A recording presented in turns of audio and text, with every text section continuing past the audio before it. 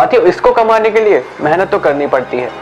कहते हैं ना, डॉक्टर ही भगवान का रूप होते हैं। लेकिन अगर डॉक्टरों के साथ ही ऐसा हो तो इंसान कहां तक झेलेगा। नमस्कार, मैं प्रथम जोशिया। नीट एग्जाम्स के ऊपर आपने कई वीडियोस देखी होंगी, कई जानकारी आपको मेरे से बेहतर मिल चुकी होंगी न्यूज़ चैनल्स पर। लेकिन मेरा भी ये फर्ज बनता है एक स्टूडेंट होने के नाते कि मैं भी आपको कुछ बताऊं इस नीट रिजल्ट्स के ऊपर। हालांकि मैं नीट स्टूडेंट तो नहीं हूं, लेकिन नीट स्टूडेंट का दुख मैं समझ सकता हूं। किस तरह से एग्जाम देना और एग्जाम में धांधली आना, उसके बाद बच्चों पर क्या बीतती होगी, मैं समझ सकता हूं। अगर हम शुरू से शुरू करें तो इसकी शुरुआत होती है जब एनटीए अपना रजिस्ट्रेशन पोर्टल ओपन करता है 1 महीने के लिए। इस 1 महीने की डेट थी 9 फरवरी से लेकर 9 मार्च तक की।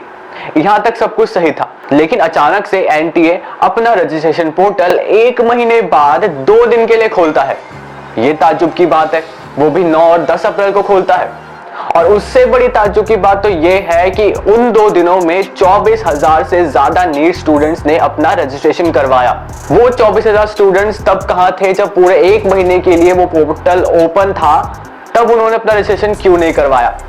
भाई 150 बच्चे हो तो मान सकते हैं, लेकिन एनटीए ने ये आंकड़े दिए कि 24,000 से ज्यादा बच्चों ने अपना रजिस्ट्रेशन करवाया उन 2 दिनों में।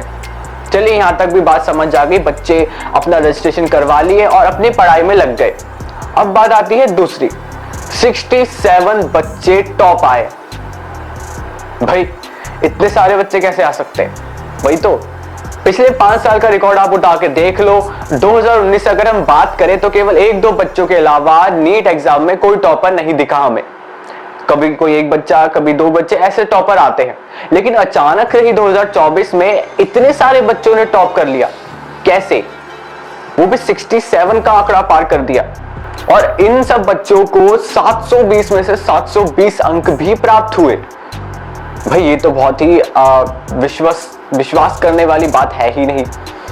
और वही बच्चों का कहना है कि हमें 718, 719 मार्क्स मिले। भाई यहां तो कुछ गड़बड़ी लग रही है, क्योंकि 718 और 719 अंक तो मिल ही नहीं सकते किसी भी हालत में। क्योंकि आप खुद ही देखो कि नीट का एग्जाम होता है ओएमआर शीट पर। अगर आप एक आंसर गलत करते हो तो आपका 1 मार्क्स कटता है।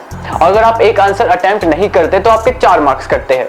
लेकिन अगर बच्चों ने अटेम्प्ट नहीं करा और गलत भी करा तो उसको मिला के 5 मार्क्स आपको नहीं मिलते।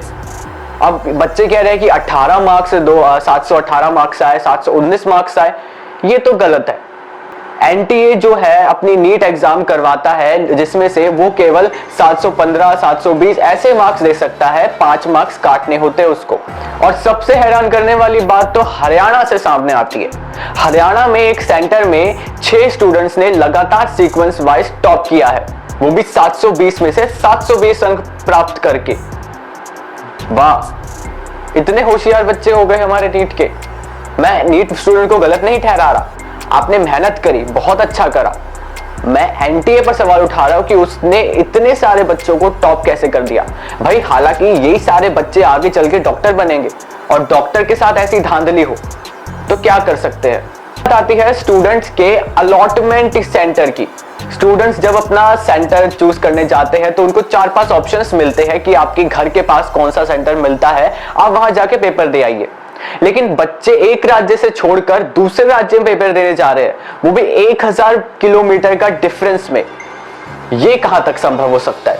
क्योंकि बीते हम साल देखें तो एनटीए ने केवल 150 से 100 किलोमीटर तक के दायरे में ही बच्चों को अपना सेंटर अलॉट करवाया था।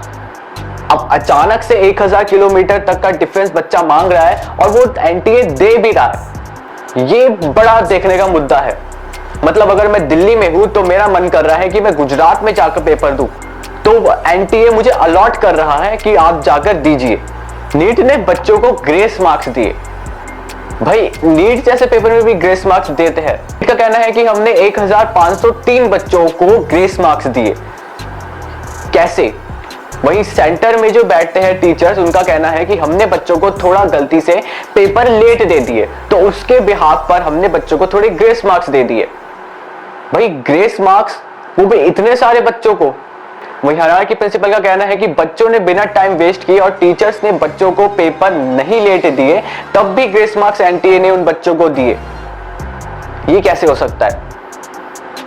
अभी हाल ही में देखें तो खबर सामने आ रही है कि बच्चों को पेपर लीक करवाने में रिलेटेड जो 4 आरोपी है वो उन्होंने अपना कबूलनामा दे दिया है, लेकिन हालांकि अभी भी एक आरोपी मिसिंग है जो मास्टरमाइंड है इन सबका।